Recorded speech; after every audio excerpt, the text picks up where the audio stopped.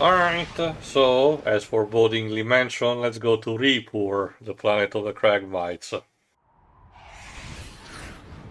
The pulse handling beacon terminated 3 kilocubits You north know, of it this does make me location. wonder if There is Tachyon was now like the every sole suitable survivor of preventative. what the Lombaxes did Looks to like we'll his have to do this the species. hard Does that way. mean that Kronk, he is Zephyr, legit on his prepare for a own halo too, jump. making us something of a counterpart to him? Well, yeah, clearly there is a parallel, but we'll get in the confrontation.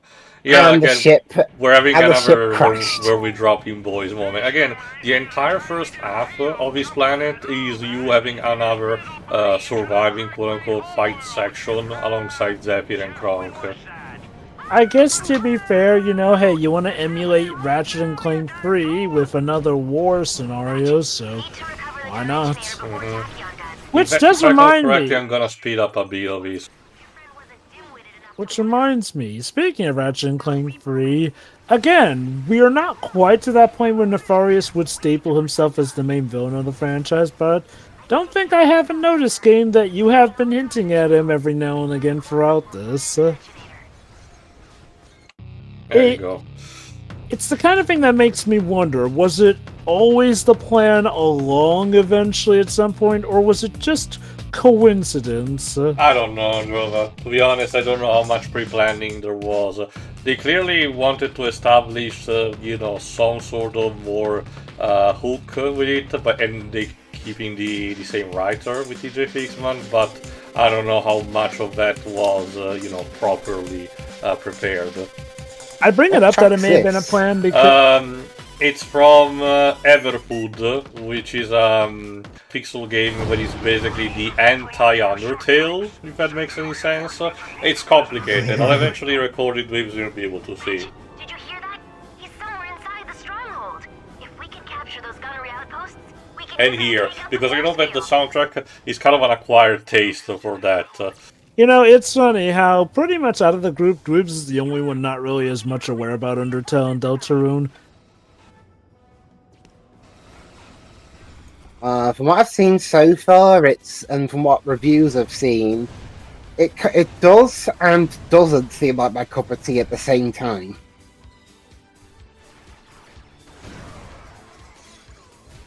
I can absolutely get that. Let me put it like this. When Undertale first came out, it was the bee's knees. Everyone loved and praised it, essentially, for the ever so remarkable quality of not having to kill every bad guy in an RPG. Which, as some people who are, you know, pedantic enough will tell out, technically there were other games that did that, but Undertale made it cool.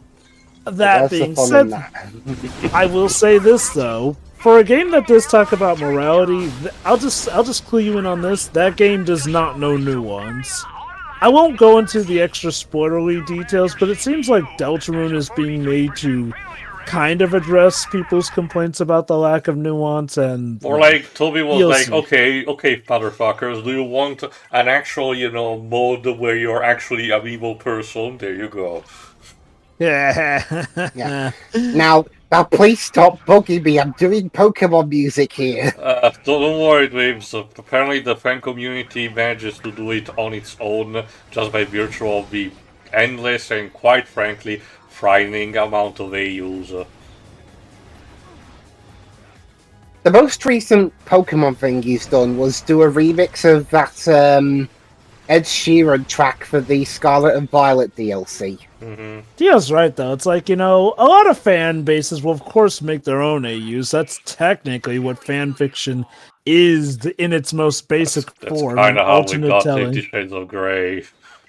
But that being said though, Undertale takes it to a whole new level, to the point where there have been complete whole new video games, if not communities based around these AUs, some of which some people see as even more definitive takes on Yeah, the no mythos being wonder there. Toby tends to ignore, usual fan theories and demand, because it's just... I tend to agree with him, it's just something that I don't agree with much. Like, there's being passionate towards something, and then there's being out of control. Charge is set. They'll see this one all the way from Sargasso. Go, guys. One more outpost to go. to use a meme that it's used to reflect Toby's behavior into quote from a video, all your theories are wrong, goodbye. Terminating safety processes. Readjusting cannon trajectory. Command confirmed. The cannons are ours! Excelsior! Krog, Zephyr, you guys stay on these turrets. We'll head inside. Incoming dropship!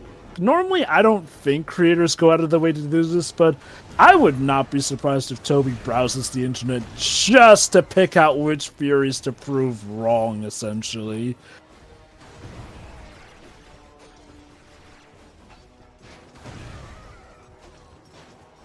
Guys, we could really use those cannons about now? Stand by, Miss Talman! Cannons primed in 3, 2, 1! For better or for worse. I can believe he at least does what he sees as enough of a tactful move, at least, as opposed to doing what Ghostbusters 2016 did and directly trying to call out the critics here and there. But, I mean, hey, look, anyone who's a Mad Lab enough to have beaten Sakurai in a Smash match just to get your character into Smash, Good work, guys. Stay on these cannons. Ratchet and I will head inside to find the Dimensionator. Are here! Send in the Obsidian Enforcer! says a lot. Though part of me wonders how serious he is about how if he had actually beaten Sakurai both of those matches, he would have gotten the full-on character as opposed to just a Probably Mii not. custom in. Yeah, nice shooting. Suppose you did that all the time. They're probably joking about that, because, I mean, if Sakurai actually based who he got into Smash off of who he would lose to Smash I mean, there was 2 still on, clearly a part of a BS from him, and that's how we got Terry, for example, you know. So, it's a combination of things, you know, how much the third party in question actually wants, how much, you know, availability is that, how much money is involved in the exchange, and so on. Well, This I is do also have to why say, you know, the stuff involving Joker was the usual Atlus, you know, cardboard, you know, stuff involving only Persona 3, 4, and 5. I mean, one could say we technically got some Persona 1 and 2 stuff with that Aria When? remake, Where? but Like maybe a palette swap, but I don't even think it was in that, because the stages were only colored after, you know, the late 3 games. The music involved was like that. The spirits also, you know, involved only 5. So I was about to say the Day of Aria Soul remix, but to be fair, that's a theme that showed up in like every Persona game. But it's kind of like the it's Velvet Moon theme, technically, you know. It's like, yeah, congratulations. It's kind of the equivalent of something like the Chocobo theme in Final Fantasy. I just hope we're not too late. Ratchet, Captain Qwark may be a lot of things, but I do not believe he would surrender the Dimensionator just to spare his own life.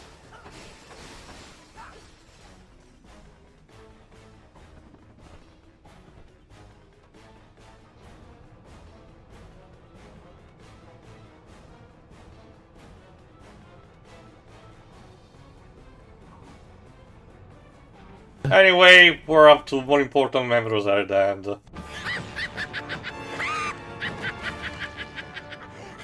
you seem happy with yourself. Of the Cragmites and the son of the Lombaxes. On the very You and I are not so different. How do you like my planet, Lombax? It's green. It's been dormant. Swear half this guy's dialogue is basically the Lombaxes are dead. Da na na na na. Drab and dismal, I dig it. Silence, you Thank you. I will deal with your deceitfulness later.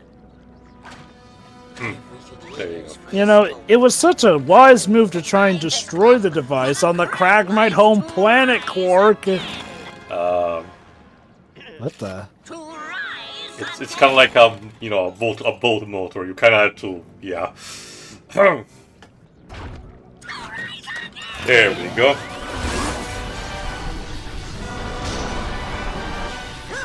You tried to have shot him before he did that the third It's a time. cutscene. Now on for the magic words. Dimensionator! That's how the Dimensionator works. You put it on your head, activate it, it scans basically your neural pattern for your request and opens up a portal to the corresponding dimension. That's why it's That such a dangerous sounds tool. like... Yeah, I was about to say, that sounds like it has the ultra super potential to go horribly wrong based off of what you And realized. unfortunately, again, outside of that they succeed, the Cragmites are just a tad bigger than Tachyon. So Ratchet, please, wake up. there's a good reason why the Lombaxes banished them. Bye, Ratchet. And by Clank.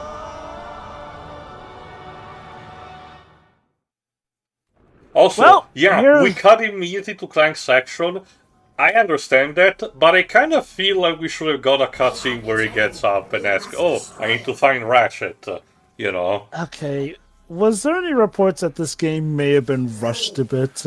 Considering, remember, Insomniac was also doing Resistance at the same time as this, So it's possible. I do wonder if they had to cut some corners in some of the story progression, because I have noticed that some story bits happen Very a bit so. abruptly. Okay, I don't know how much the amount of it was, but I know that some of the stuff was actually rewritten, because there's something that I would like to mention after we beat the game.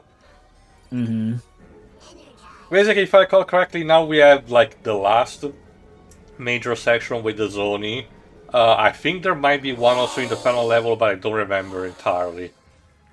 And yeah, these are the small list of the Cragmites. They're kind of similar to Oddworld creatures. I was about to say, it's the eyes and the teeth orientation. Also the especially that crest remind me. thing. Mm-hmm. So, but yeah, no, like, for what is near endgame, you'd think we get, you know, Clank falling down and then the Zoni showing up to explain something more before progressing. We will get another vision at the end of this section, don't worry about that. It's more of a case of small cutscene that serves to start the level afterward, you know, because otherwise the jump feels a bit too, you know, abrupt. You know, I don't want a Metal Gear Solid level of pondering philosophically for 30 minutes about about our existence is doomed because the Cragmites are now here. But you know, something basic. I will say my best guess is, assuming they had to cut corners, they probably figured this was one of the ones they could get away with. Since I guess we can infer, oh, Clank fell, but because he's a robot. And a small one at that, didn't suffer too much fall damage, so we got back up, and now we gotta find Ratchet, who somehow, despite falling at the same angle as Clank, we'll see what happened with him eons away. after we're done in this section. Also, my god, this place is even more toxic than the Blair's Homeworld in the first game.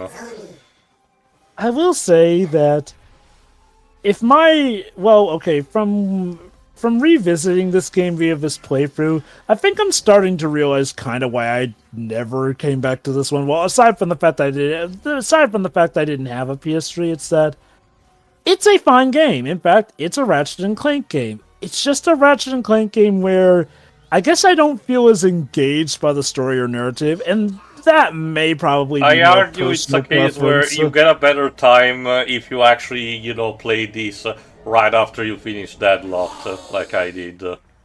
You know what? That's probably a good point. Like, you know, if you came to this after the PSP Which, games, to be and, fair, it's not a when you really get down to it, in terms of, you know, difference in years, there wasn't that much of a separation gap between Deadlocked and this game. So fans did not have to wait that much. Sure, it was still a bit of a novelty because it wasn't the early release that they got until that point, but it was still, you know, not what we are getting these days, where, you know, you have to wait something like 5 or 6 years hoping for a new game to be done. Again, we might have to come to terms with the fact that we may only get one Ratchet and Clank game for the entirety of the PS5 Honestly, run. again, if it's a case of actually concluding, you know, the story arc and whatever future entry will be a reboot, you know, I will not even have, you know, too much to complain about. But my god, we only got one for the PS4. Yeah, and it was the reimagining. Anyway, that's what the Tachyon tells. That time will have to help Ratchet on Fastoon for something. If you forgot the planet of with the ruins of the Lombaxes. And now we shift back to Ratchet, so basically to see where, his side is. Come on, Again, Clank. it's also an Let's get excuse back to to have service. a couple of occasions where Clank! you don't have Clank on your side in order to go on. Which, again, the franchise has done occasionally, so... The problem is that, Ratchet now has to face properly the Cragmite's main troops, which, as you are able to see, are not exactly very peaceful.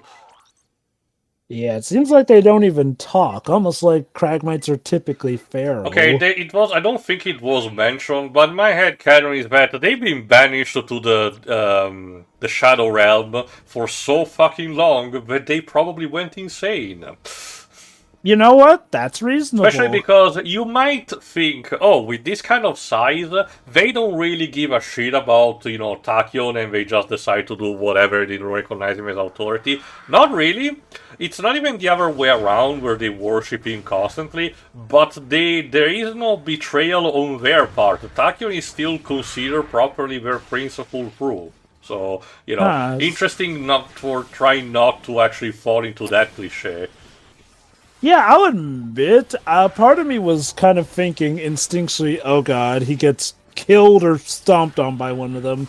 But no, they seem to be serving him, which could lead to your idea that they're insane, but they're still lucid enough that they know who to fall with, and they know that they want to take their rage out on the Lombaxes. Also worth remembering the backstory tied to Tachyon, the fact that it's not like he just popped out of nowhere. His egg was actually discovered by the Lombaxes, buried deep within the stratum, while they were just cleaning up, way after they banished the Cragmites. Meaning that he probably, belongs truly to the ruling caste, and that's why, he's the prince. It's not like he considered just himself that. So... Also, they're probably thankful that somebody let them out, because if that... Okay... Assuming that the realm they were sent to was, your typical Phantom Realm zone, yeah, I can imagine that would mess with someone's mind.